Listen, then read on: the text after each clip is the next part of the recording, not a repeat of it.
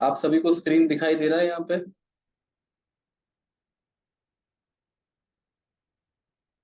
तो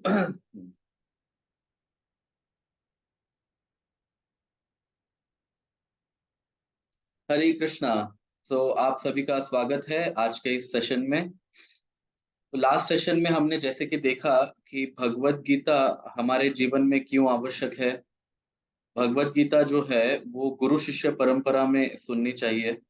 और हमने विशेष रूप से गौड़ीय संप्रदाय जिसके अंतर्गत हम आते हैं, उसका उस गुरु शिष्य परंपरा का भी हमने जितने भी उसमें गुरु हुए हैं उन सभी का नाम देखा। हमने भक्ति के 5 रसों के विषय में सीखा। और लास्ट में हमने ये भी देखा कि भगवत गीता जो है वो किस प्रकार से सभी ग्रंथों का सार है। और श्री शंकराचार्य जी भी इसके ऊपर टीका लिखते हैं, कहते हैं गीता महात्म्य में कि एकम शास्त्रम देवकी पुत्र गीतम, कि भगवान देवकी पुत्र जो है वासुदेव जो है, उन्होंने जो शास्त्र कहा, तो एकम शास्त्रम देवकी पुत्र गीतम, वह एक शास्त्र जो है वो पर्याप्त है क्योंकि वो सभी शास्त्रों के सार है। एकम एको देवो देवकी पुत्र एव, तो ये जो एक देव है वह एक देव उनकी आराधना करने से बाकी सभियों की आराधना अपने आप हो जाती है। एको मंत्रस्य तस्य नामानि यानि। फिर यहाँ पे वो कह रहे हैं कि वैसे देखा जाए तो शास्त्र में इतने सारे मंत्र हैं, किंतु भगवान का नाम ऐसा है कि सभी मंत्र उनमें से निकले हैं। तो भगवान के नामों का जप करने से हम सभी मंत्रों को कह रहे हैं ऑलरेडी। और फिर कर्म जो है वो क्या है, भगवान की उस देव की सेवा करना। अभी हम भगवान ने कहा हुआ ये जो शास्त्र है, जिसको गीत के द्वारा समझाया गया है, गीत अर्थात गा के।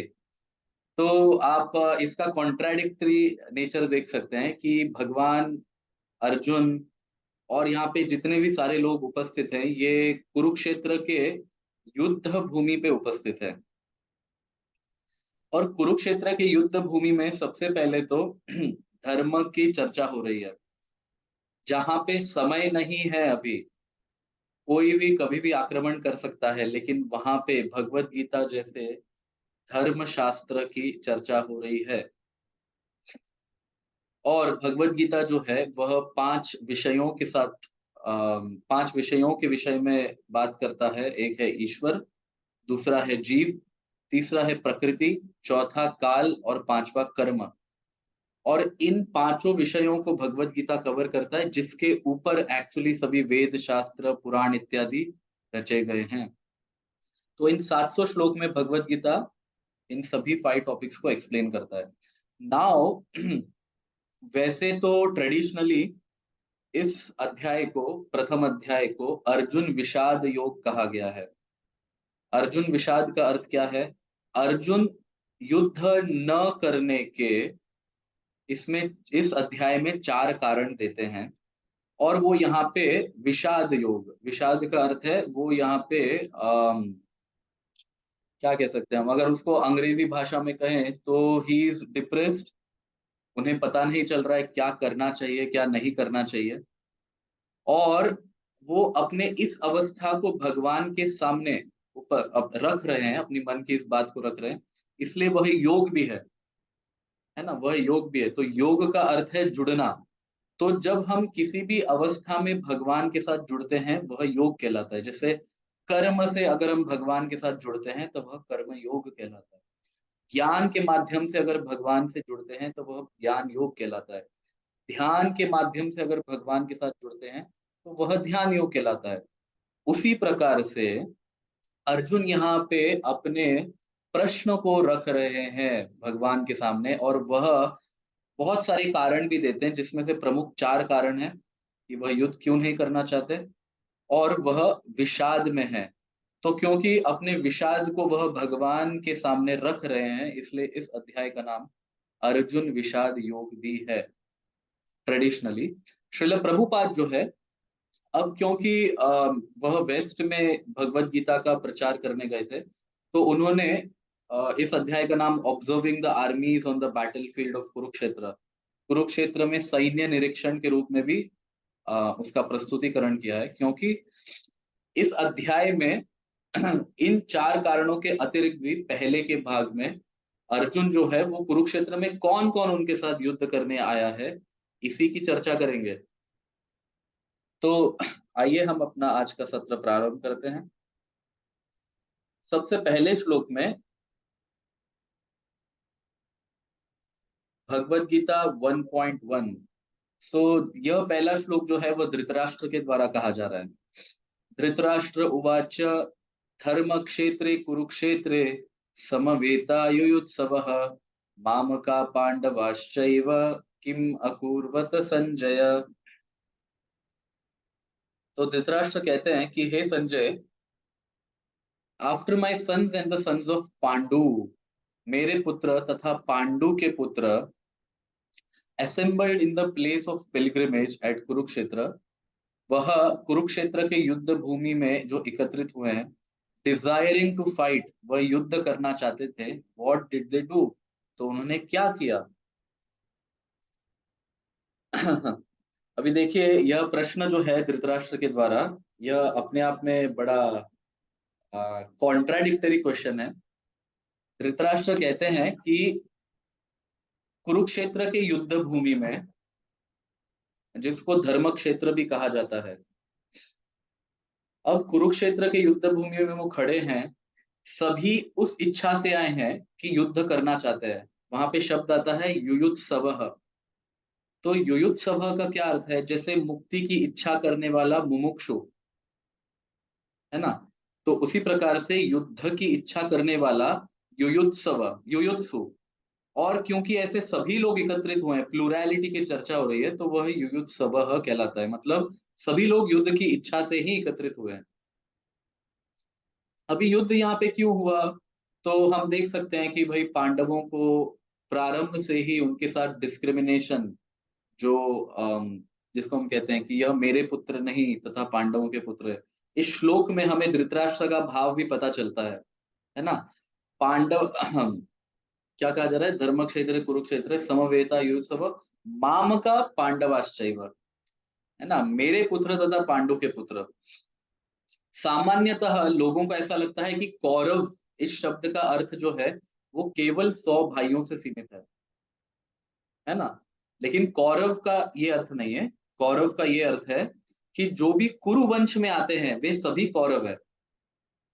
कौरव ये शब्द कुरुवंशियों से आता है। तो कुरुवंश में भीष्म भी है, कुरुवंश में कृपाचार्य भी है, कुरुवंश में धृतराष्ट्र भी है, कुरुवंश में पांडु है, कुरुवंश में गांधारी है, कुरुवंश में 100 कौरव भी है, कुरुवंश में 5 पांडव भी है, वे भी कौरव कहलाते हैं। कुरुवंश में कुंती भी है, ये सभी कौरव ही हैं।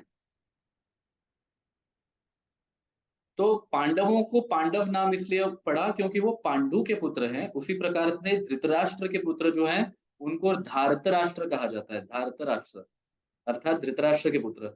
जैसे कुंती के पुत्र को कौंतेय कहा जाता है ना। राधा के पुत्र को राधेय कहा जाता है। उसी प्रकार से धृतराष्ट्र के पुत्रों को धारतराष्ट्र कहा जाता है। लेकिन somehow और the other political situation Hastinapur में इस प्रकार से थी कि जब पांडु अपने देह को त्याग देते हैं वन में ना, उस श्राप के कारण, मुनि के श्राप के कारण, अब पांडव जो है वो मैक्सिमम उनमें से, जो जैसे युधिष्ठिर थे वो मैक्सिमम 15 साल के थे, उससे बड़े नहीं थे पांडव। तो जब ये बात पता चलती है हस्तिनापुर में, उन सभी को लेके आते हैं, कुंती एवं पांडवों को, तो फर्स्ट डे से ही, पहले दिन से ही उनके साथ डिस्क्रिमिनेशन होता आ रहा है। क्यों, व्हाट इज द रीजन। क्योंकि एक्चुअली धृतराष्ट्र जो है he was not the original king. वो राजा, वास्तविक राजा नहीं थे। वह अन्य राजा जब तक आए ना, तब तक जो पोजीशन संभालते हैं ना, तो धृतराष्ट्र उस प्रकार के राजा थे। King in charge, not the king actually. अभी हुआ ऐसे कि हस्तिनापुर की पॉलिटिकल सिचुएशन बहुत ज्यादा खराब थी, और धृतराष्ट्र के हृदय में जो रजोगुण था कि यह राज्य मुझे मिलना चाहिए था, मैं बड़ा हूँ, वह ये नहीं देख रहे कि वह अयोग्य थे, वह ये देख रहे कि वो बड़े थे। तो उन्होंने सोचा किसी प्रकार से मेरे पुत्रों को यह राज्य प्राप्त हो तो अच्छा होगा। तो इस भाव का हमें पता लगता है इस श्लोक में, जब वह कहते हैं मेरे पुत्र तथा पांडवों के पुत्र, पांडु के पुत्र, है ना? सो ये डिस्क्रिमिनेशन पॉलिसी जो है ये पहले से धृतराष्ट्र इसको करते आ रहे हैं। तो ये बहुत एविडेंट है, भगवत गीता का प्रारंभ ही इस डिस्क्रिमिनेशन से होता है कि द नेसेसिटी, इस युद्ध की नेसेसिटी कहाँ से प्रारंभ हुई? इस युद्ध की नेसेसिटी प्रारंभ होती है धृतराष्ट्र के अनकंट्रोलेबल नेचर से। धृतराष्ट्र जो है वो अपने पुत्रों पर अंकुश नहीं लगा सकते थे और वो हमेशा उनकी इच्छाओं के सामने क्या हो जाते थे? बह जाते थे। सो मामका पांडवाश्च, मेरे पुत्र तथा पांडु के पुत्र।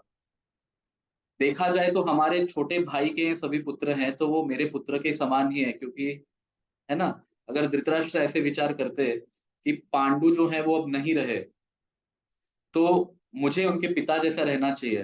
लेकिन ये विचार न करते हुए ये मेरे सौतेले पुत्र हैं, तो ये जो भावना है, ये निश्चित रूप में अपने पुत्रों में भी आएगी। तो माता-पिता के जो गुण हैं, वो पुत्रों में आते ही हैं, ये स्वाभाविक है। अब दूसरी बात यहाँ पे कहा जा रहा है कि धर्म क्षेत्र कुरुक्षेत्र। कुरुक्षेत्र को धर्म भूमि भी कही गई है। क्या कारण है कि धर्म भूमि ही चुनी गई? उसका कारण है क्योंकि पृथ्वी भर से जितने भी अधार्मिक लोग थे, उनको भगवान काट देना चाहते थे। भगवान कहते हैं ना भगवत गीता में, परित्राणाय साधूनां विनाशाय च दुष्कृतां। सो जैसे एक किसान जो है, वो अनवांटेड क्रॉप्स को खेत में से काट देता है और जो अनाज उत्पन्न करने चले चाहिए उसके बीज वो आरोपण करता है। उसी प्रकार से भगवान यहाँ पे एक किसान का कार्य करते हैं। कैसे?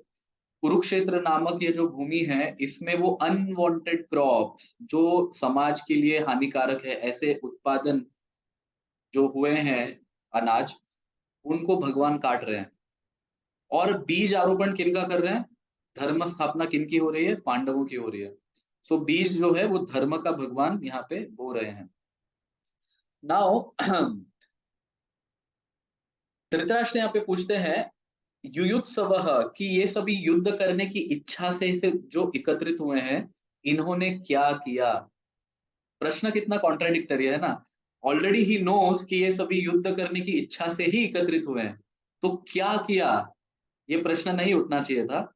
ले लेकिन इससे यह संबोधित होता है कि धृतराष्ट्र कहीं न कहीं मन में ये आशा रखते हैं कि पांडव बहुत धार्मिक व्यक्ति हैं। वो हमेशा धर्म के मार्ग पे चलने वाले हैं।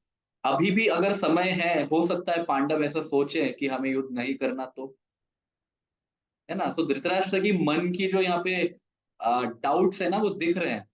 कह रहे हैं कि युद्ध की इच्छा से एकत्रित हुए मेरे पुत्र तथा पांडवों के पुत्रों ने क्या किया? ना युद्ध की इच्छा से एकत्रित हुए हैं, तो क्या किया? ये प्रश्न ही नहीं उठना चाहिए, युद्ध ही करने वाले हैं वहाँ पे। अब सारे शांति प्रस्ताव जो है वो समाप्त हो चुके हैं। भगवान भी शांति दूत बन के आए थे। दुर्योधन ने अपने अहंकार का पूर्ण रूप से वहाँ पे प्रदर्शन किया। वो सुई के नोक के बराबर भूमि देने को तैयार नहीं है। तो धर्म युद्ध का क्या अर्थ होता है? यहाँ पे सबसे पहले हम समझे। क्या जो भी व्यक्ति धर्म पर आक्रमण करता है, उसको एक क्षण में मार देना चाहिए? महाभारत ये नहीं सिखाता। इवन रामायण भी ये नहीं सिखाता।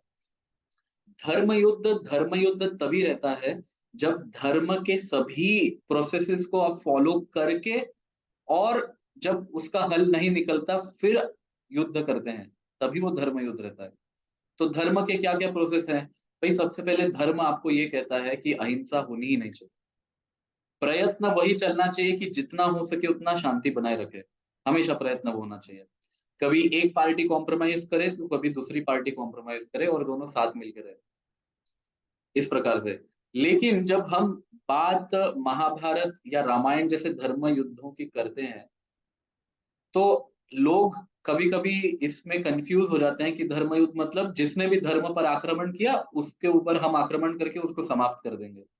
ऐसे नहीं होता। So there is something called politics and diplomacy, है ना?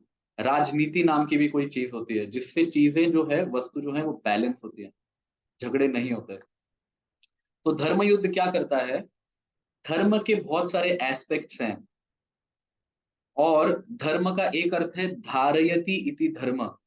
तो जो पूरे संसार को धारण करके रखता है, पकड़ के रखता है, उसको कहते हैं धर्म।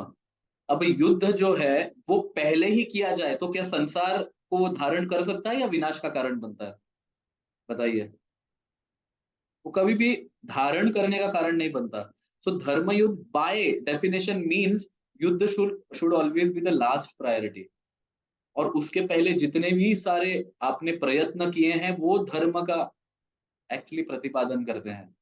और जब ये सब प्रयत्न फेल हो जाते हैं उसके उपरांत युद्ध इज द लास्ट प्रायोरिटी, जिसको हम सामान्य या चाणक्य के भाषा में कहते हैं साम दाम भेद और दंड। साम मतलब उनको समझाने का प्रयत्न करो, और अगर वो समझाने से, उपदेशों से, अलग अलग काउंसलिंग से वो नहीं मानते तो दाम, उनके साथ डील करो। कैसे डील करो? है ना? आप उनके साथ कुछ कॉम्प्रोमाइज कर सकते हो कि भाई थोड़ा ये करो, थोड़ा हम ये करते हैं, तो दाम। फिर बाद में भेद, अगर वो उसमें भी तैयार नहीं होते तो भेद। भेद का क्या अर्थ है? कि उनको निष्कासित करो। और अगर वो भी सफल नहीं होता, फिर भी वह समाज को हानि पहुंचा रहे हैं, फिर बाद में दंड आता है। दंड सबसे आखिरी है। तो भगवान जब यहाँ पे युद्ध कर रहे हैं, करने के लिए अभी रेडी हो चुके हैं। अब सब लोग युद्ध करने के लिए रेडी हो चुके हैं, अर्जुन को भगवान कन्विंस करने वाले। पॉइंट इज दैट कि सभी प्रकार के प्रोसेसेस को फॉलो किया गया है। दैट्स व्हाई दिस युद्ध इज धर्म युद्ध। It is not a political fight. यह राजनीति का युद्ध नहीं है कि सत्ता मेरे हाथ में आए, तुम्हारे हाथ से सत्ता जाए। दिस इज नॉट राजनीति। है ना? तो हमें कभी भी महाभारत या रामायण जैसे युद्धों को राजनीतिज्ञ जो युद्ध हैं वैसे समझने की भूल नहीं करनी चाहिए। रामायण में भी हम देखते हैं कि भगवान जो है सबसे पहले अंगद को भेजते हैं।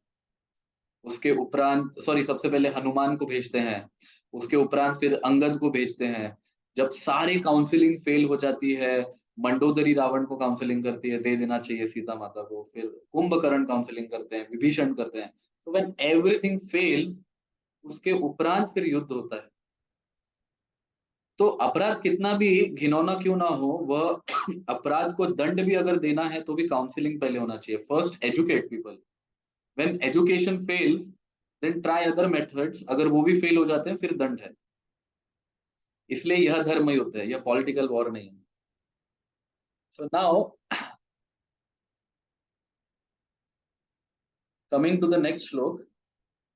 अभी यह श्लोक संजय कह रहे हैं। संजय उवाच दृष्ट्वा तु पांडवानीकम व्यूढ़म दुर्योधनस्तदा आचार्यम उपसंगम्य राजा वचनम अब्रवीत। तो कह रहे हैं कि संजय कहते हैं कि जब दुर्योधन ने इस प्रकार से पांडवों के सेना का रचना देखा, है ना?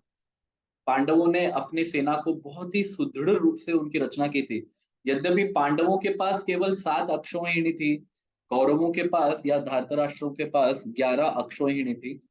फिर भी दुर्योधन बहुत प्रभावित होता है पांडवों की व्यूह रचना से, और वो जाकर अपने गुरु राजा वचनम अब्रवीत, तो वह क्या कहता है अपने गुरु को जाकर?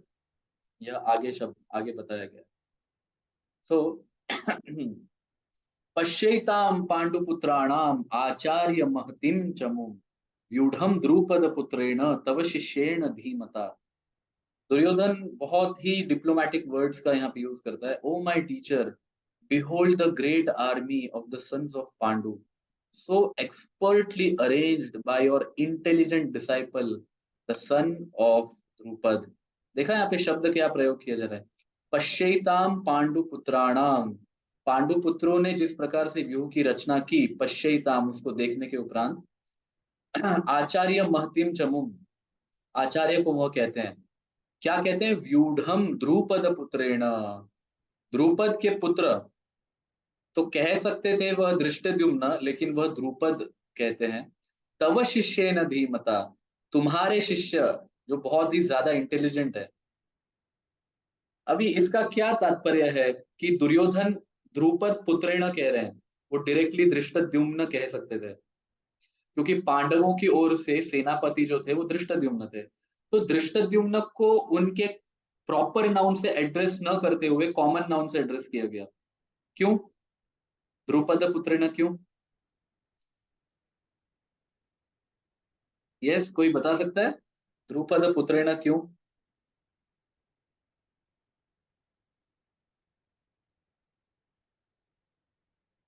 तो इसका कारण ये है कि द्रोणाचार्य और द्रुपद के बीच में बहुत पहले से कॉन्फ्लिक्ट है। आप सभी को ये पता है, राइट? जब द्रोणाचार्य अश्वत्थामा के लिए दूध मांगने गए थे और उन्हें याद दिलाते हैं कि बचपन में आपने मुझे यह वचन दिया था। द्रुपद वहां पे बुरी तरह से उनका अपमान करते हैं और द्रोणाचार्य तब प्रण लेते हैं कि आप आपका जो ये राज्य है वो राज्य मैं छीन लूंगा करके। उसके कारण फिर द्रोणाचार्य जाते हैं सभी कौरवों को, पांडव एवं धृतराष्ट्र को युद्ध नीति सिखाते हैं, युद्ध कला सिखाते हैं। फिर ये जब बड़े होते हैं तो गुरु दक्षिणा में द्रोणाचार्य क्या मांगते हैं? द्रुपद को बंदी बना के लेके आइए। उसमें से पांडव जो है बड़े सक्सेसफुल होते हैं। ठीक है?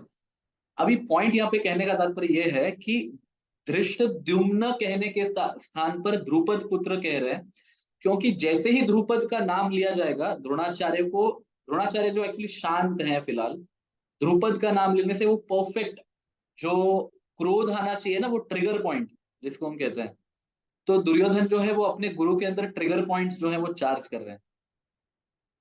और फिर आगे ये भी कहते हैं तव शिष्येण धीमता, कि ये तुम्हारे शिष्य हैं जो बहुत इंटेलिजेंट हैं, इतने बढ़िया तरीके से उन्होंने आर्मी को क्या किया है? सज्ज किया है। अभी देखिए इसके अंदर भी कितना बड़ा सरकाज़म है। एक्चुअली उनका कहने का तात्पर्य ये है कि जैसे कोई व्यक्ति अगर आपको मारने के लिए जन्म लिया है, ठीक है? और वह व्यक्ति आपके पास युद्ध कला सीखने आता है, ये जानते हुए कि वो आपसे युद्ध कला सीख के आप ही को मारेगा अंतिम में, उसका जन्म ही इसके लिए हुआ है, फिर भी आप उसे सिखाते हैं, तो ये द्रोणाचार्य की बड़ी महानता का यहाँ पे लक्षण दिखाया जा रहा है। एक्चुअली दुर्योधन इसको इस प्रकार से टॉन्ट कर रहे हैं अपने गुरु को कि तुम्हें धृष्टद्युम्न को नहीं सिखाना चाहिए था, जानते हुए कि द्रुपद ने अपमान का प्रतिशोध के रूप में धृष्टद्युम्न को प्रकट किया है अग्नि से, उस यज्ञ से। यह जानते हुए भी फिर भी तुमने धृष्टद्युम्न को सभी युद्ध कला सिखाई। इसलिए कहा जाता है तव शिष्येण धीमता। बहुत इंटेलिजेंट है वो, दे आर वेरी इंटेलिजेंट।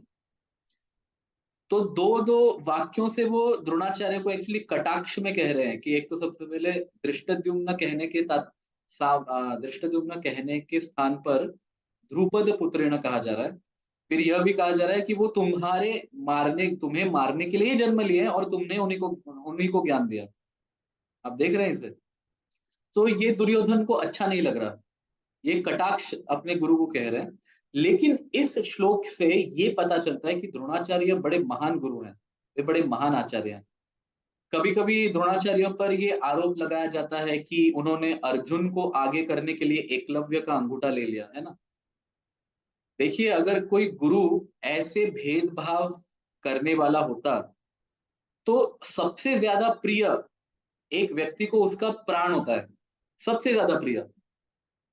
जब प्राण को मारने मतलब प्राण को छीनने वाले ही व्यक्ति को आप ज्ञान दे रहे हो, धृष्टद्युम्न को वो ज्ञान दे रहे हैं ये जानते हुए कि इसका जन्म मुझे मारने के लिए हुआ है, तो द्रोणाचार्य क्या धृष्टद्युम्न के साथ डिस्क्रिमिनेशन नहीं कर सकते थे कि मैं नहीं सिखाऊंगा ज्ञान, तुम कहीं और से जाके सीख लो? Of course he could have done that, वो कर ही सकते थे। तो यह कहना बहुत ही अनुचित है कि द्रोणाचार्य ने एकलव्य के साथ डिस्क्रिमिनेशन किया और धृष्टद्युम्न के साथ नहीं किया, ऐसा नहीं है।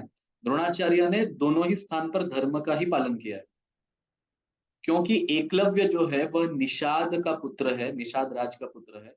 निषाद राज जो है वह जरासंध की सेना के सेनापति थे, जो हस्तिनापुर के शत्रु थे। तो अगर हस्तिनापुर तुम्हें एम्प्लॉयमेंट दे रहा है तो तुम उन्हीं का खाके उन्हीं के उन्हीं के शत्रु को अगर ट्रेन कर रहे हो, ये इसी प्रकार से लीजिए, मान लीजिए अगर भारत है, तो भारत अपने सैनिकों को ट्रेनिंग दे रहा है, लेकिन वही मिसाइल्स की ट्रेनिंग, वही एम्यूनेशन की ट्रेनिंग और उसी प्रकार के युद्ध नीति की ट्रेनिंग अगर वो पाकिस्तान में रहने वाले आतताइयों को दे, तो है ना, तो यह संभव नहीं है। तो this was the main purpose, क्योंकि मानिए प्रत्येक गुरु को अधिकार होता है शिष्य की परीक्षा लेने का। और ऐसा नहीं है कि अर्जुन की परीक्षाएं ली नहीं गई थी, अर्जुन की बहुत परीक्षाएं ली गई थी। अगर आप महाभारत पढ़ेंगे, ये कभी और हम वर्णन करेंगे, बट फिर भी हिंट मैं आपको देना चाहूंगा कि अर्जुन की ही बुद्धि को देखकर द्रोणाचार्य रसोइये को कहते हैं कि अर्जुन को कभी भी रात्रि के समय भोजन न परोसे। क्यों? वो जानते हैं कि अर्जुन को अगर पता लग गया कि अंधेरे में भी भोजन खाया जा सकता है, तो अर्जुन अंधेरे में भी अभ्यास करेगा। तो अर्जुन की तो बहुत सारी परीक्षाएं ली गई है। फिर जब द्रोणाचार्य का पैर आ, उस नदी में मगरमच्छ जो है वो पकड़ लेता है, तो उस समय सभी राजाओं के जो ये पुत्र हैं वो सभी भाग जाते हैं डर के मारे। लेकिन अर्जुन क्या करते हैं? अर्जुन तुरंत ही जल में प्रवेश करते हैं और द्रोणाचार्य को उससे मुक्त करते हैं। तो practical application of knowledge, presence of mind, serving the spiritual master, गुरु की सेवा करना, ये अर्जुन से किसी को सीखना चाहिए। गुरु के शब्दों के बाहर नहीं जाना चाहिए कभी भी, और गुरु जो कहते हैं उससे अधिक कर देना चाहिए। मतलब गुरु के भाव को समझ के उसका अधिक कर देना चाहिए। जैसे पक्षी की आंख का भेदन करना है। अब द्रोणाचार्य स्पेसिफाई नहीं कर रहे कि पक्षी की आंख दिख रही है क्या आपको। द्रोणाचार्य कह रहे हैं कि पेड़ पे आपको क्या दिख रहा है।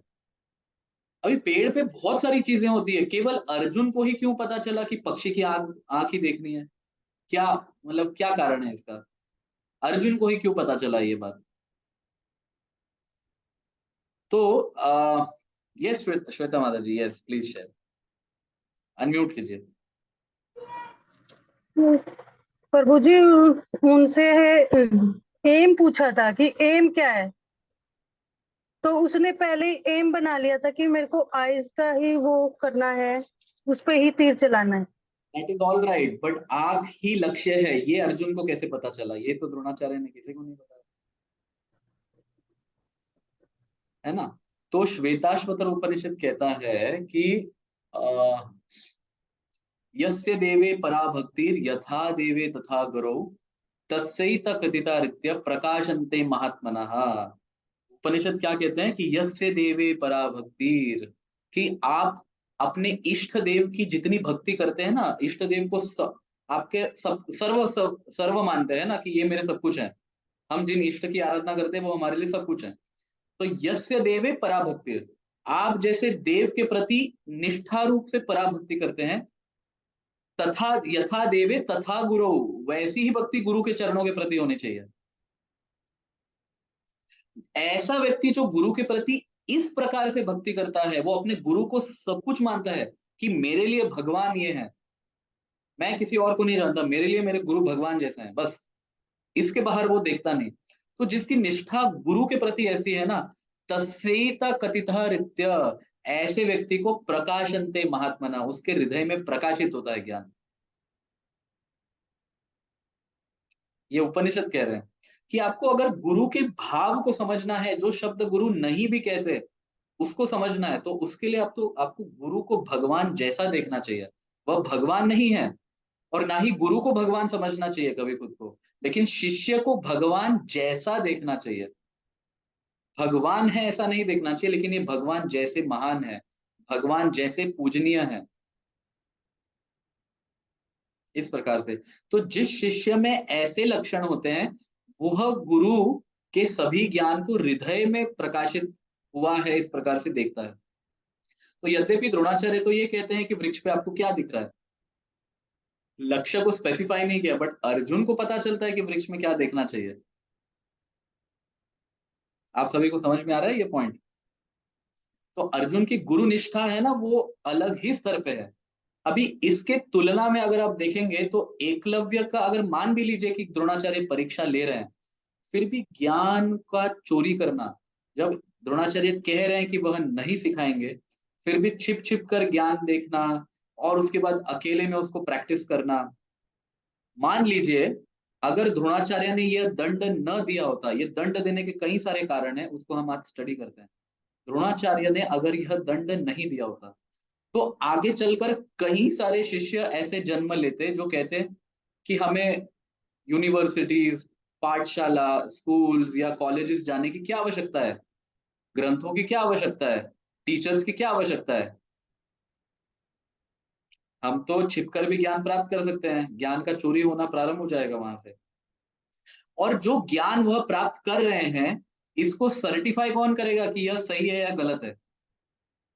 क्योंकि वह ज्ञान तो गुरु से नहीं प्राप्त किया जा रहा, वह तो चोरी से प्राप्त किया जा रहा है। तो इसको सर्टिफाई कौन करेगा? तो जो ज्ञान सिखाया जा रहा है, मान लीजिए उसका विपरीत अगर ये कुछ शिष्य समझ लेता है कि मेरे हिसाब से गुरु ये कहना चाहते हैं, और वो विपरीत ही अगर प्रारंभ कर देता है उसका एप्लीकेशन, तो क्या ये समाज के लिए हानिकारक नहीं है कि नहीं है? जैसे अगर कोई मेडिकल कॉलेज में नहीं जाता है, टीचर से या प्रोफेसर से नहीं पढ़ता है, वह यूट्यूब से देख के सिर्फ सीख रहा है कि हाँ ये ऐसा है, ये ऐसा है, ये ऐसा है, और उसके आधार पर उसको ना कॉलेज का सर्टिफिकेशन मिला है, ना उसने कभी परीक्षाएं दी है, ना गुरु उसको जानते हैं, कोई ऑथोराइजेशन नहीं है उसके ऊपर, उसके उन सब ऑथोराइजेशन के बिना अगर वो अपना क्लिनिक खोलता है, लोगों को दवाइयां देता है, तो कौन इसकी गारंटी लेगा? कोई गारंटी ले सकता है इसकी? That's why going to a university, learning from a guru, this is very important. और एकलव्य ने ये दोनों ही नहीं किए। अगर मान लीजिए द्रोणाचार्य मना भी करते हैं, तो द्रोणाचार्य के अतिरिक्त बहुत सारे गुरु हैं। द्रोणाचार्य इज नॉट बाध्य, वो बाध्य नहीं है आपको ज्ञान सिखाने के लिए। क्यों? क्योंकि आप शत्रु के पक्ष से हैं। तो हस्तिनापुर अगर द्रोणाचार्य को कुछ मेंटेन कर रहा है, उनका पालन पोषण कर रहा है, और हस्तिनापुर अपने आ, गुरुवंशियों को ज्ञान देने के लिए फैसिलिटी क्रिएट कर रहा है, तो निश्चित रूप से बीइंग अ टीचर, वह एम्प्लॉय है राज्य के, तो बीइंग अ टीचर उनके पास वो अधिकार नहीं है कि वो सामने वाले व्यक्ति को जो शत्रु दल से है उसको ज्ञान दे। वो उनका अधिकार नहीं है, फिर वह राज्य का अधिकार बन जाता है। तो द्रोणाचार्य का मना करना और फिर एकलव्य का रिटेलिएशन में गलत तरीके से ज्ञान प्राप्त करना, तो इनके बहुत सारे नुकसान थे।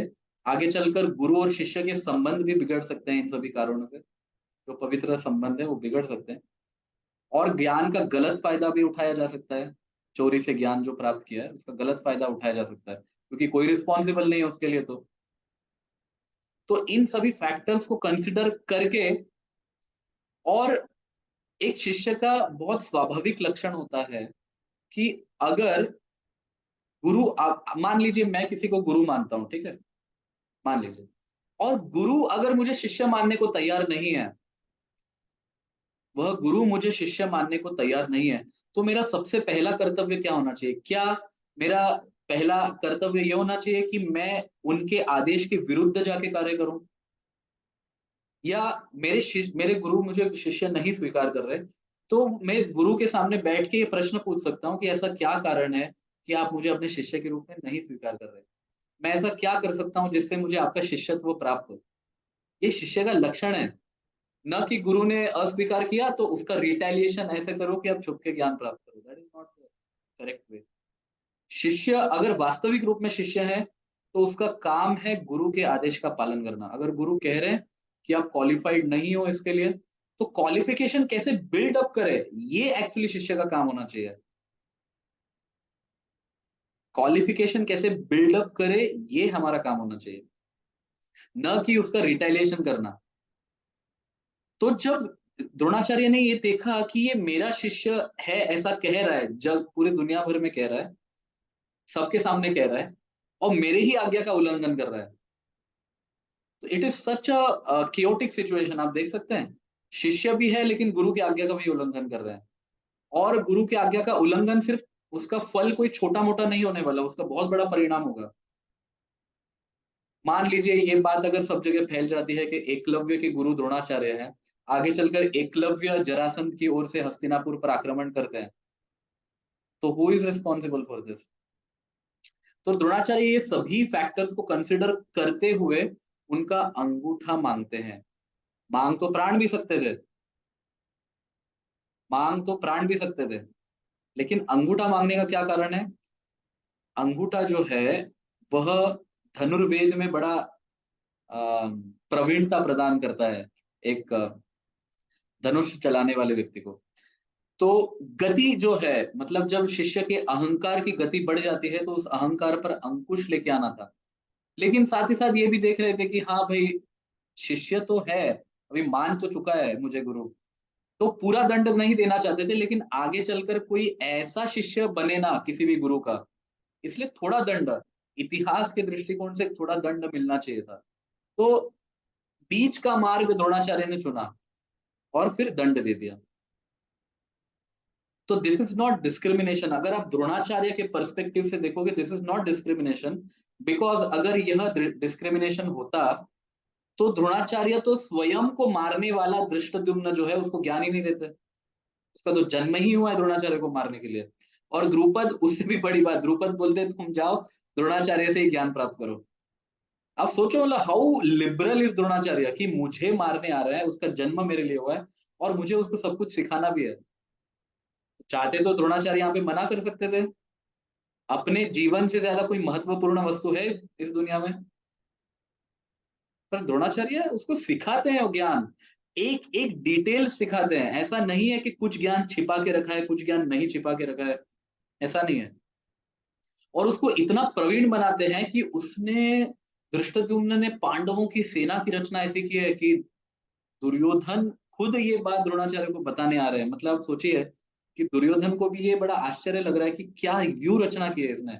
केवल 7 अक्षौहिणी है, अक्षौहिणी है, हमसे 4 अक्षौहिणी कम है, फिर भी रचना ऐसी की है कि दुर्योधन को वो प्रभावित कर रही है। कितने बुद्धिशाली होते होंगे धृष्टद्युम्न। ये सारा दोष वो द्रोणाचार्य पे क्या करे, कटाक्ष पे डाल, कटाक्ष के रूप में डाल रहे हैं कि तुमने ये नहीं किया होता तो, तुमने ये नहीं किया होता तो ये डिप्लोमेटिक वर्ड्स है दुर्योधन के, इस प्रकार से।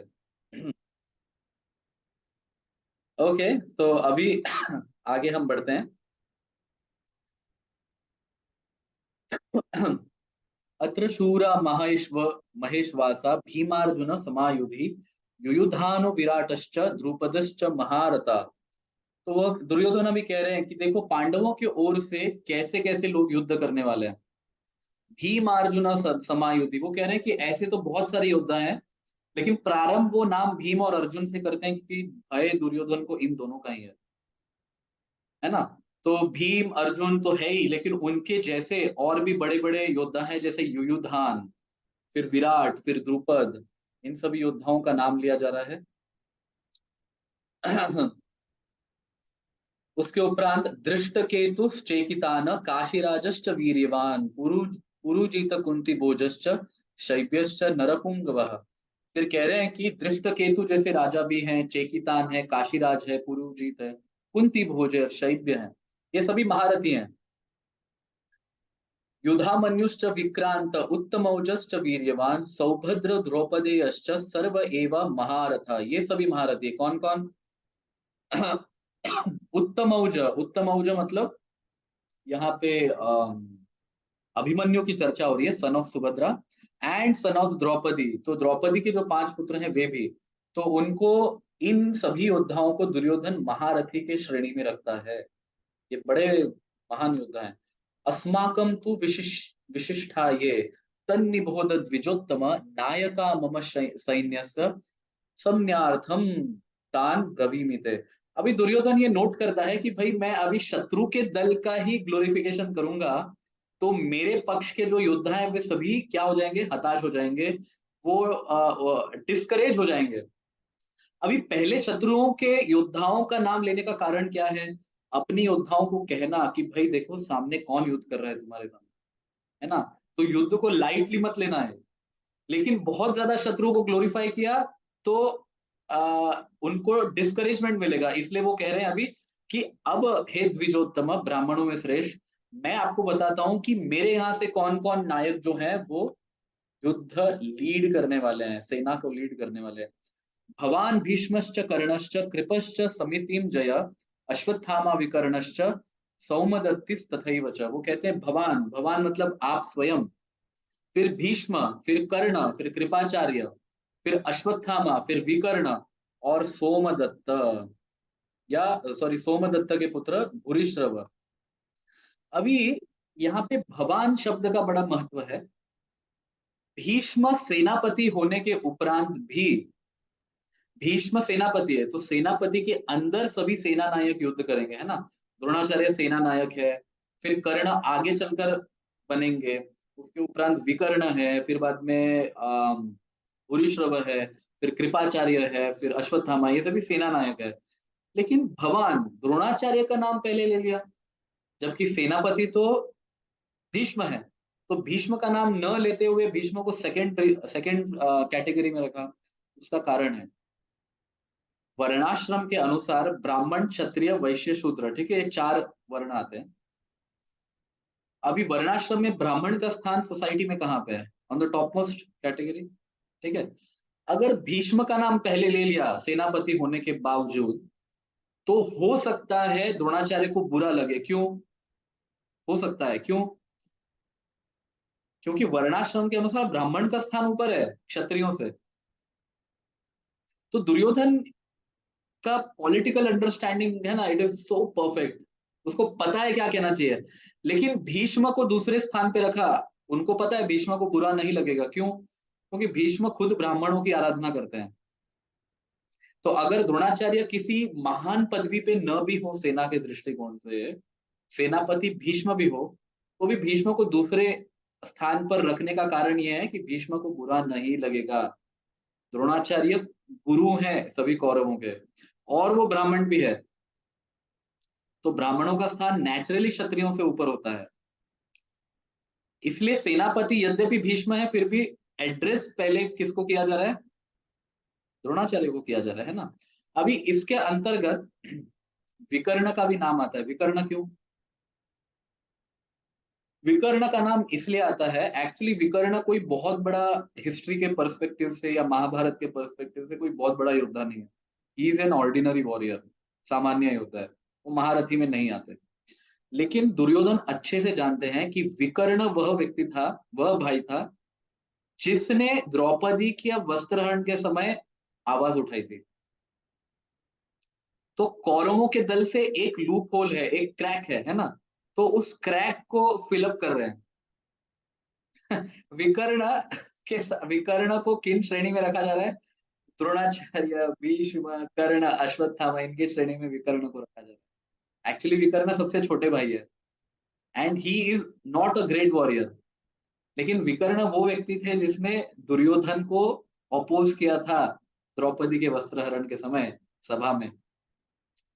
तो इसको भी दुर्योधन जो है बड़े चालाकी से कवर अप कर रहे हैं कि विकर्ण भी है हमारे पास, ताकि ऐसा ना हो कि इस समय अचानक विकर्ण फिर दल बदल के जाए। तो ये दुर्योधन की डिप्लोमेसी है। और अन्य योद्धाओं को बुरा न लगे, तो इन जनरल वो ये भी कह रहे अन्य च भव सूरा मद अर्थे त्यक्त्वा जीवितः नाना शास्त्र प्रहरणा सर्वे युद्ध विशारदा। वो कहते हैं ऐसे कई अनेक योद्धा है जो मेरे लिए मरने को तैयार है, अपने जीवन को त्यागने तैयार है। मतलब दुर्योधन की मानसिकता यहाँ से पता चलती है कि उसको अपना अहंकार इतना महान लगता है कि लोगों ने मेरे लिए मरना ही चाहिए। देखो, मद अर्थे त्यक्ता, त्यक्ता जीविता, मेरे लिए त्यक्त जीविता, वो जो अपने जीवन को है वो त्यागने को तैयार है। तो दुर्योधन उनको प्रॉपर्टी के रूप में ही देखते थे सभी लोगों को, कि सब लोग मेरी सेवा के लिए बने हैं। अभी आगे कहते हैं अपर्याप्तम तदस्माकम बलम भीष्माभिरक्षितम पर्याप्तम त्वइदम एतेषाम बलम भीमाभिरक्षितम। देखो, दुर्योधन कितने चालाकी से यहाँ पे शब्दों के रचना के साथ खेल रहा है। यहाँ पे 2 शब्द इंपॉर्टेंट है, अपर्याप्तम और दूसरा पर्याप्तम। यहाँ पे कह रहे अपर्याप्तम तदस्माकम बलम भीष्माभिरक्षितम। अभी कौरवों के ओर से भीष्म जो है वो सेनापति है, पांडवों की ओर से एक्चुअली धृष्टद्युम्न सेनापति है, लेकिन वो यहाँ पे किसका नाम ले रहे हैं, देखो, बलम भीमाभिरक्षितम।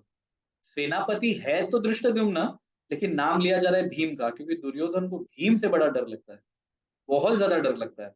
और इस श्लोक से भीम के प्रति उनका जो भय है वो दिखाई देता है। अब वो क्या कहते हैं, देखो, जब बात सेनापति की हो रही है तो दो दल की सेनापतियों की होनी चाहिए ना।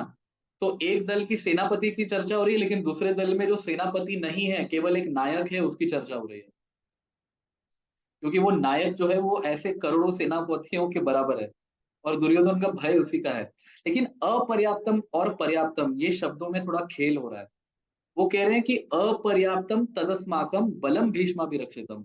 अभी अपर्याप्त के दो अर्थ यहाँ पे है। अपर्याप्त का अर्थ है कि हमारी सेना पर्याप्त नहीं है पांडवों की सेना के साथ युद्ध करने के लिए। एक तो अर्थ यह है। दूसरा अर्थ है कि हमारी सेना पर्याप्त से ज्यादा है, हमारी सेना पांडवों के साथ युद्ध करने के लिए उनकी सेना से कहीं ज्यादा है। ये दोनों भी अर्थ है अपर्याप्त के। अब भीष्म वहां पे बाजू में खड़े हैं, द्रोणाचार्य यहाँ पे खड़े हैं, सभी योद्धा मान जो मेन मेन वॉरियर्स है वो सब उस लाइन में खड़े हैं। अभी वो भीष्म को एक एड्रेस कर रहे हैं और वॉरियर्स को एक एड्रेस कर रहे हैं, वो एक शब्द अपर्याप्तम से। क्यों? क्योंकि भीष्म अपर्याप्त का अर्थ क्या लेगा, क्या लेंगे भीष्म?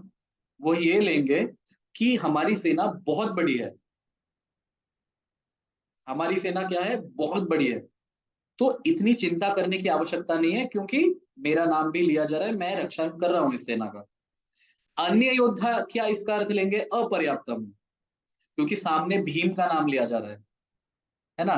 तो अपर्याप्तम मतलब इतनी बड़ी सेना होने के बाद भी भीम के नेतृत्व में ये जो सेना पांडवों की आ रही है, उसके सामने हमारी सेना अपर्याप्त ही है। मतलब जितनी बड़ी तुम समझ रहे हो, वो बड़ी होने के उपरांत भी काम की नहीं है भीम के सामने। इसलिए पर्याप्तम तदस्माकम, तो पांडवों की सेना पर्याप्त है, मतलब इट इज, उसके दो अर्थ है, एक तो लिमिटेड होना और एक इनफ होना, जितनी आवश्यक है उतनी होना। ये दोनों भी अर्थ है पर्याप्त के। तो नंबर में नेचुरली पांडवों की सेना पर्याप्त है, लिमिटेड है, लेकिन क्योंकि वो भीम के संरक्षण में है तो वो पर्याप्त है, मतलब they are enough to deal with Kauravas. Enough, जितना चाहिए उतना वो कर सकते हैं। आप समझ में आ रहा है आप सभी को कि दुर्योधन अपर्याप्तम और पर्याप्तम के साथ कैसे खेल रहे हैं यहाँ पे। इस पूरे अध्याय में आपको दुर्योधन के डिप्लोमेटिक स्किल्स का पता लगेगा। फिर कहते हैं अयनेषु च सर्वेषु यथा भागम अवस्थिता भीष्मम एवाभिरक्षन्तु वंत सर्व एव ही। अभी भीष्म को तो ग्लोरीफाई कर दिया, तो इनडायरेक्टली सभी योद्धाओं को कह रहे हैं, लेकिन भीष्म को आप सभी को प्रोटेक्ट करना है। क्यों? क्योंकि भीष्म यद्यपि सेनापति है, महान योद्धा है, बहुत कुछ है, बट वह दो कारणों से प्रोटेक्ट करना है। क्यों? एक तो भीष्म वृद्ध हो गए हैं, दूसरा भीष्म को पांडवों के प्रति प्रेम है। तो जब आप लोग सभी उनके साथ रहेंगे तो उनको ये स्मरण रहेगा कि उनको युद्ध करना है, और आप लोग जब उनके साथ रहेंगे तो उनकी रक्षा भी होगी। तो इस प्रकार से वो अन्य योद्धाओं को भी प्रेरित कर रहा है। तस्य संजयनम हर्षम कुरु वृद्ध पितामह सिंहनादम विनय विनद्योच्छै शंखम दद्मौ प्रतापवान। अब जब भीष्म अपना गुणगान इतना सुनते हैं दुर्योधन से, तो वो वो एकदम हर्ष से अपना अभिव्यक्त जो है वो किस प्रकार से करते हैं, वो अपना शंख लेते हैं और उसको फूंक देते हैं, शंखम दद्मो प्रतापवान। तो भीष्म जो है वो इनडायरेक्टली उसको ऑथोराइज कर रहे हैं कि यस, तुम जो कह रहे हो वो सही है, और मैं शंख फूंक के ये कह रहा हूं कि मैं तुम्हारा साथ दूंगा। इस प्रकार से दुर्योधन को बड़ा प्रसन्नता प्राप्त होती है उस समय। अभी जैसे ही भीष्म ने शंख फूंक दिया तो क्या होने लग गया, ततः शंकश्च धैर्यश्च पणवाना, क्या, पणवानक गोमुखा सहसैवभ्यंत सशब्द तुमुलो अभवत। तो अभी वहां पे जो है वाद्य बजने लगे, कई अनेक शंख बजने लगे वहां पे, ट्रम्पेट्स बजने लगे, हॉर्न बजाने लगे, इस तरह से ध्वनि जो है वह पूरे आसमान में गूंजने लगी। और फिर एकदम हीरोइक डिस्क्रिप्शन, हाँ, जैसे अगर आप बॉलीवुड मूवीज या किसी भी मूवी में देखते हो तो हीरो का जब वर्णन आता है तो सबसे पहले क्या होता है कि मानिए हीरो एंट्री लेता है तो कार एकदम आएगी सीन में, फिर कार का दरवाजा खुलता है और फिर नीचे से एंगल जो है दिखाता है, और सबसे पहले हीरो का पैर दिखाया जाएगा, फिर हीरो की हाइट दिखाई जाएगी, हीरो का पर्सनालिटी दिखाया जाएगा। बिल्कुल। तो ये सब एक्चुअली जो डायरेक्टर्स हैं वो इंस्पिरेशन यहीं से लेते हैं। तथा श्वेतैर हयैरुक्ते, तो सबसे पहले यहाँ पे वाहन का डिस्क्रिप्शन है कि लेकिन अब देखो क्या हो रहा है। अर्जुन जिस रथ पे स्थित है, कृष्ण जिस रथ पे स्थित है, वो कैसा रथ है? श्वेत घोड़े उसे चला रहे हैं। श्वेत मतलब, श्वेत तो ऑफ कोर्स वह सफेद तो थे, लेकिन श्वेत का अर्थ यह भी है कि अर्जुन का वाहन बिल्कुल अर्जुन जैसा स्पॉटलेस है कैरेक्टर में। मतलब मान लीजिए अगर अर्जुन धर्म के ऊपर वाहन करने वाला व्यक्ति है, तो धर्म उसका जो है वो स्पॉटलेस है कैरेक्टर में, इस प्रकार से। और महती संधिने स्थितो, उसके अंदर जो है दो महान व्यक्ति बैठे हैं। कौन? माधव पांडवाश्चैव, माधव बैठे हैं। माधव अर्थात मधु राक्षस का दमन करने वाले, तो दानवी प्रवृत्तियों को मारने वाले भगवान बैठे हैं। पांडव अर्जुन बैठे हैं। दिव्यो शंखो प्रदद्मतु, तो इन दोनों ने भी अपने शंख बजाए, और उन शंख के आगे दिव्य कहा गया है, दिव्य। लेकिन कौरवों ने जो शंख बजाए उसमें दिव्यता यह शब्द नहीं प्राप्त होता। फिर आगे लिखा गया, पांचजन्यम ऋषिकेशो देवदत्तम धनंजय पौंड्रौ दद्मौ महाशंखम भीम कर्म वृकोदर। अब वो कह रहे हैं कि पांचजन्य जो है ये भगवान ऋषिकेश का शंख है। अब यहाँ पे कृष्ण शब्द प्रयोग किया जा सकता है, माधव, लेकिन हम देख रहे हैं कि कृष्ण को माधव के रूप में प्रयोग कर रहे हैं, कृष्ण को ऋषिकेश के रूप में जाना जा रहा है। क्यों इस प्रकार से?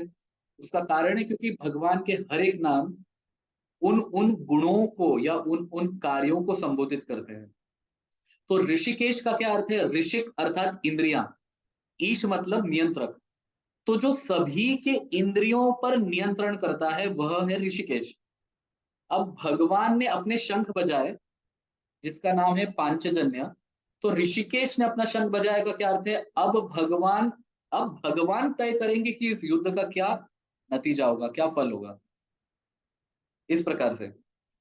पांचजन्य ऋषिकेशो देवदत्त धनंजय, देवदत्त ये जो शंख है ये अर्जुन का शंख है, उसके लिए धनंजय शब्द प्रयोग किया गया है। क्यों? क्योंकि अर्जुन जहां कहीं पे भी जाते हैं वहां पे उनको क्या सफलता प्राप्त होती है, और सफलता के साथ धन भी वहां पे अपने आप आ जाता है। तो संजय इनडायरेक्टली धृतराष्ट्र को कह रहे हैं कि आप जो भी कुछ समझ रहे हो ना कि हमारी 11 अक्षौहिणी सेना है, पांडवों की 7 अक्षौहिणी सेना है, हम जीतेंगे, हमारे पास भीष्म है, कर्ण है, द्रोण है। संजय कह रहे हैं ये सब छोड़िए, उनके पास कृष्ण है जो सभियों के नियंत्रण करता है। उनके पास अर्जुन है जिसको धनंजय भी कहा गया है। क्यों? क्योंकि राजसूय यज्ञ के समय पता है ना, धनंजय शब्द जो है अर्जुन को उसी के बाद प्राप्त हुआ। राजसूय यज्ञ के टाइम पे सभी चारों पांडव जो है युधिष्ठिर की आज्ञा से चारों दिशाओं में गए थे, लेकिन सबसे ज्यादा अगर किसी ने लैंड को कॉन्कर किया था तो वो है अर्जुन। सबसे ज्यादा अगर कोई धन एकत्रित करके लेके आया था तो वो है अर्जुन। तो अर्जुन से बड़ा भय है सभी को, इसलिए उसको धनंजय शब्द से ये संबोधित किया जा रहा है कि इस युद्ध में विक्ट्री अर्जुन की ही होगी। और क्योंकि विक्ट्री उसकी होगी, जीत वही जीतेगा वही, इसलिए धन भी उसी के पास आएगा, मतलब राज्य भी उसी के पास आएगा। सो धनंजय। पौंड्रौ ददमौ महाशंख भीम कर्म वृकोदर। अब एक एक लाइन में अर्जुन और कृष्ण को डिस्क्राइब कर रहे हैं, लेकिन दो लाइन में भीम को डिस्क्राइब कर रहे हैं। क्या? पौंड्र नाम का ये शंख जो है ये भीम का शंख है, और उस शंख को महाशंख कहा गया है क्योंकि जैसे भीम गर्जना करते हैं ना, उससे 10 गुना ज्यादा गर्जना उनका शंख करता है, महाशंख। पौंड्रव दद्मौ महाशंख भीम कर्म वृकोदरा। अभी भीम का नाम भीम इसलिए है क्योंकि उनके कार्य भीम जैसे हैं। भीम का मतलब है भारी होना, तो भीम जिसके कर्म भीम जैसे हैं, उसका नाम ही सिर्फ भीम नहीं है, उसके कर्म भी भीम जैसे हैं, जैसा नाम वैसा काम। और वृकोदर, वृकोदर से क्या अर्थ है कि वृक नाम की अग्नि जो है वो भीम के उदर में हमेशा धधकती है। अब क्योंकि वो अग्नि जो है हमेशा धधकती है तो भीम को ज्यादा भूख लगती है, और क्योंकि भीम ज्यादा खाते हैं, 10,000 हाथियों का बल है, ज्यादा खाते हैं, तो ज्यादा शक्तिशाली भी है, ज्यादा स्ट्रांग है, और ज्यादा एक्सरसाइज करते हैं, ज्यादा व्यायाम करते हैं। तो वृकोदरा इस शब्द से वो ये कह रहे हैं कि आप युद्ध में जीतने की आशा छोड़ दीजिए, अपनी आशा छोड़ दीजिए, इस प्रकार से। तो हम आज का जो सत्र है वह यहीं पे समाप्त करते हैं। आपको अगर आज के इस सेशन में कोई भी प्रश्न है आप पूछ सकते हैं। Hare Krishna. Yes, any questions? मैं आप सभी को अनम्यूट कर रहा हूँ।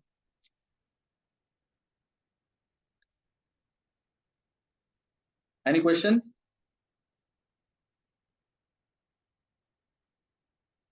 यस श्वेता माता जी, पूछिए। प्रभु जी, जैसे गुरु जी का महत्व सबसे ज्यादा बताया गया है, जी। उनके बिना तो ये बताया गया मुक्ति तक नहीं मिलती है। तो जैसे गुरु बनाया है या एक तो उनसे जैसे कई बार क्या होता है, हम मिल नहीं पाते, हमें दूरी की वजह से लगा लो या कुछ, या फिर उनका देह त्याग जल्दी हो जाता है गुरु बनाने के बाद, तो फिर क्या करना चाहिए? सबसे पहले तो हमें यह देखना चाहिए कि हम जिन्हें गुरु बना रहे हैं, प्रारंभ यहाँ से होता है क्या, हम जिन्हें गुरु बना रहे हैं क्या वह सांप्रदाय में आते हैं क्या? मतलब उस गुरु के भी गुरु होने चाहिए, उन गुरु के भी गुरु होने चाहिए, इस प्रकार से गुरु शिष्य परंपरा किनके पास जानी चाहिए? भगवान तक पहुंचनी चाहिए, कि भगवान सभी के गुरु हैं, कोई इंडिपेंडेंट गुरु हम्म। नहीं बन सकता, ठीक है। पहले तो ये देखना चाहिए। अगर इसके अंतर्गत कभी ऐसा होता है कि हम जिन्हें गुरु बनाते हैं वह देह त्याग देते हैं, तो दो प्रकार के गुरु हैं। एक तो है शिक्षा गुरु, एक है दीक्षा गुरु। हम्म। दीक्षा गुरु वह है जो आपको सांप्रदाय से जोड़ता है, दीक्षा देकर, ऑफिशियल दीक्षा देकर, ठीक है। तो उसमें आपका नाम जो है वो बदल दिया जाता है। जैसे मेरा मैं अपना ही उदाहरण देता हूँ, जैसे मेरा नाम निमय है, ठीक है। अब मेरे जो डॉक्यूमेंट्स है, सर्टिफिकेट, उसमें यही नाम है। लेकिन जब हम दीक्षा लेते हैं तो हमारा जो कार्मिक नाम है उसको बदलकर आध्यात्मिक नाम उसी अक्षर से दे देते हैं, ठीक है। इसका अर्थ क्या है, और आगे दास लगा देते हैं, या फिर अगर स्त्री है तो देवी दासी लगाते हैं। इसका क्या अर्थ है कि आपका जो नाम है, फॉर एग्जाम्पल मेरा नारद मुनि है, तो नारद मुनि ये महान एक आचार्य है, वैष्णव संप्रदाय के संत हैं, वो सभी देवों में ऋषि हैं वे। तो इनका दास, मतलब नारद मुनि जैसे प्रचार का कार्य करते हैं, वैसे आप जैसे इनके, आपका नाम दिया गया इनके दास होना, मतलब आपके अंदर नारद मुनि के प्रचार के गुण आने चाहिए, ऐसे। तो ऐसा एक नाम दिया जाता है। तो प्रत्येक नाम एक गुण को भी धारण करता है। तो दीक्षा गुरु वे अलग होते हैं, शिक्षा गुरु वे अलग होते हैं। शिक्षा गुरु क्या है? शिक्षा दीक्षा गुरु एक ही हो सकता है, ठीक है। वो भी तब अगर सांप्रदाय वैलिड है और उनसे आपने दीक्षा ली है, फिर वो एक होना चाहिए। सांप्रदाय अगर वैलिड नहीं है, कोई भी मतलब कहीं से अचानक से सांप्रदाय प्रारंभ हो रहा है, भगवान तक नहीं पहुंच रहा, तो उस दीक्षा गुरु का इतना महत्व नहीं है। तो दीक्षा गुरु एक ही हो सकता है, ठीक है। शिक्षा गुरु कई अनेक हो सकते हैं। शिक्षा गुरु आपको ज्ञान प्रदान करते हैं, ठीक है। तो शिक्षा गुरु, in case of absence of दीक्षा गुरु, अगर आपके दीक्षा गुरु नहीं है, उपस्थित नहीं है, और आपका संप्रदाय अगर सही भी नहीं है, तो आप सत संप्रदाय में जुड़कर दीक्षा पुनः ले सकते हैं। लेकिन दीक्षा लेने के बाद भी आपको शिक्षाएं तो ग्रहण करनी चाहिए, क्योंकि दीक्षा से अधिक महत्वपूर्ण है शिक्षा, है ना। तो शिक्षा गुरु क्या करता है, आपके वो दिन दैनिक जीवन का काउंसलिंग करता है, कि आपको अभी भगवत गीता ऐसी पढ़नी चाहिए, आपको भगवान के इतने माला जप करनी चाहिए, आपको एकादशी करनी चाहिए, आपके व्यवहार, आपका जो पारिवारिक जीवन है और आपका आध्यात्मिक जीवन है, इस प्रकार से आपको बैलेंस करना चाहिए। तो यह सब ज्ञान शिक्षा गुरु से प्राप्त होता है। अर्थात दोनों ही महत्व है, लेकिन शिक्षा गुरु दीक्षा गुरु से थोड़ा सा ज्यादा महत्व है, क्योंकि वो आपको पर्सनली हर चीज में गाइड करते हैं, इस प्रकार से। तो शिक्षा गुरु का होना बहुत जरूरी है हमारे जीवन में। एम आई क्लियर माता जी? Yes. तो आप जैसे यहाँ पे जुड़ रहे हैं, आप यहाँ पे ज्ञान प्राप्त कर रहे हैं, तो आप यहाँ पे जुड़े रहिए, कहने का तात्पर्य। तो आपके कोई भी प्रश्न है, कुछ भी डाउट्स है, वो यहाँ पे सॉल्व हो सकते हैं। किसी और को कोई प्रश्न है? यस प्रियंका माता जी।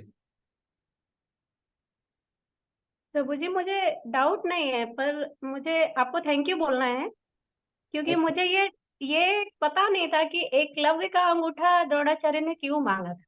ओके। तो जब भी डिबेट होती थी कोई ऐसी, तो मैं कुछ बता नहीं पाती थी। Now I am clarify. आप धृष्टद्युम्न का उदाहरण देके समझा सकते हैं। जब महाभारत में इसका बहुत विवरण से मतलब काफी ज्यादा डिटेल्ड वर्णन है, जो हम सीरियल में देखते हैं वह सही नहीं होता। तो सीरियल में तो कई ऐसे पात्र हैं जिनको अ, ठीक है, मैं ज्यादा कहना नहीं चाहता, लेकिन उन पात्रों के, उन कैरेक्टर्स के जो फैन फॉलोइंग है उनको बड़ा बुरा लगता है, लेकिन सीरियल गलत है। हमें शास्त्र पे जाना चाहिए, ना कि सीरियल्स पे। तो ठीक है शास्त्र प्रभु हमें जी। ये कहता है कि कुछ कुछ कारण रहे हैं, और उस कारणों के हिसाब से द्रोणाचार्य के अगर आप देखोगे तो ही इज नॉट डिस्क्रिमिनेटरी। अगर डिस्क्रिमिनेशन होता तो वह धृष्टद्युम्न को मना कर देते ज्ञान देने।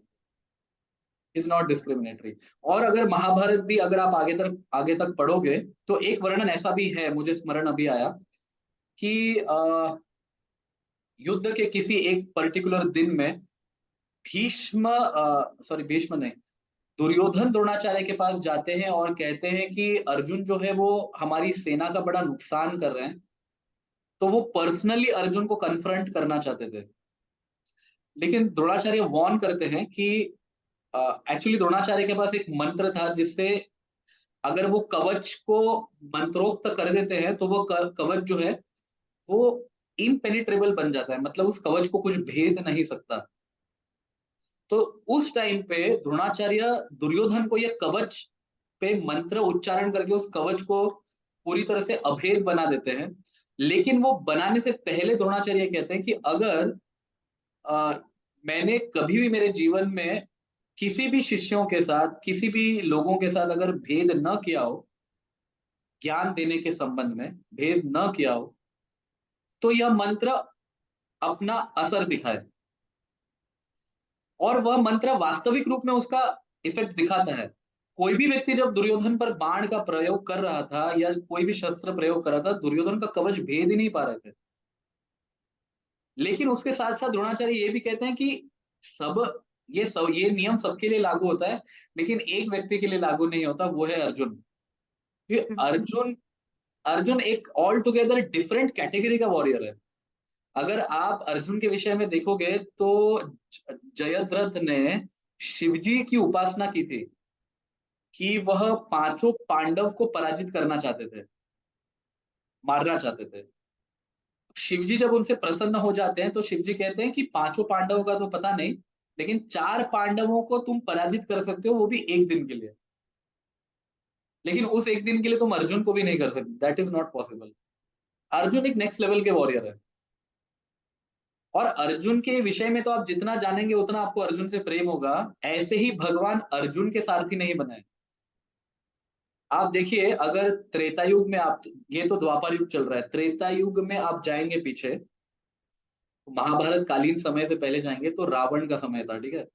रावण शिवजी की उपासना करते थे। वह कैलाश में जाते हैं और पूरा कैलाश पर्वत उठाने जाते हैं, ठीक है। अब जब कैलाश पर्वत उठाते हैं तो शिवजी क्या करते हैं? शिवजी सिर्फ अपना अंगूठा जो है थोड़ा सा हल्का सा प्रेस कर देते हैं, और रावण पूरी तरह से पर्वत के नीचे क्या हो जाते हैं, दब जाते हैं। तब वो प्रार्थना करते हैं, शिव तांडव स्तोत्र रचते हैं, शिव जी प्रकट होते हैं। तो इट्स अ हिस्ट्री पूरी। इसकी आप तुलना कीजिए महाभारत में, जब अर्जुन को भगवान आज्ञा देते हैं कि तुम पाशुपतास्त्र प्राप्त करो शिव जी को प्रसन्न करके। अर्जुन घोर तपस्या करते हैं, शिव जी किराट के रूप में उपस्थित होते हैं, और किराट के रूप में शिव जी अर्जुन के साथ 3 दिन तक युद्ध करते हैं। और वर्णन ऐसा आता है कि जब युद्ध इतना ज्यादा भयंकर बढ़ जाता है कि शिवजी के कानों से भी धुआं निकल रहा है, अर्जुन के कानों से भी धुआं निकल रहा है। मतलब अर्जुन ने कैसा टफ फाइट दिया होगा शिवजी को। ऑफ कोर्स बाद में तो अर्जुन शरणागत हो जाते हैं, शिवजी उनके पूरा मतलब उनके शरीर की ऐसी शरीर को पूरा कह सकते हैं उनको तोड़ देते हैं। ऑफ कोर्स शिवजी है वे।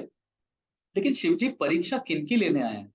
पर्सनली शिव जी युद्ध करने आए हैं, अर्जुन की परीक्षा लेने आए हैं। और जब परीक्षा लेते हैं उस समय वो अर्जुन को यह कहते हैं कि तुम्हारी शक्ति ऑलमोस्ट मेरी जैसी है, ऑलमोस्ट। यह वाक्य है महाभारत में। मैं कभी महाभारत को भी हम चर्चा करेंगे, हम अलग से कोर्स निकालेंगे महाभारत के लिए। तो अच्छे से महाभारत के ऐसे एस्पेक्ट्स को हम देखेंगे जिसको दिखाया नहीं जाता।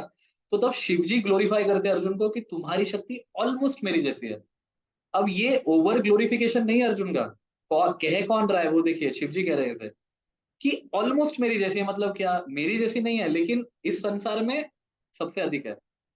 और फिर ये भी कहते हैं कि तुम अपने दोनों भुजाओं से पूरे ब्रह्मांड को उठाने के लायक हो।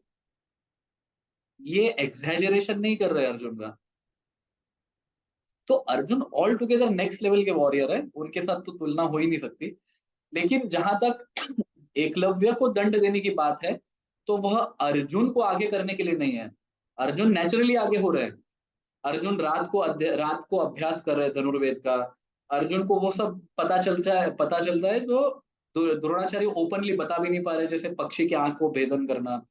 सभी जो पुरु राजकुमार है या जो भी राजकुमार वहां ज्ञान प्राप्त करने आ रहे, वह तालाब में से भाग जाते हैं, लेकिन अर्जुन गुरु की रक्षा करने जाते हैं। These all things glorify Arjun actually. And for kind information, Karna was also a student of Dronacharya. जो ये भी कहा जाता है कि कर्ण को सूत पुत्र बोलकर निकाला गया, ऐसा नहीं है। Karna was very very primary student of Dronacharya, वो पहले से ही द्रोणाचार्य के स्टूडेंट हैं। ब्रह्मास्त्र के ज्ञान में द्रोणाचार्य ने मना किया है। ये एक बहुत डिफरेंट टॉपिक है, इसकी चर्चा हम कभी और। Hare Krishna. Okay, so we will end our class here.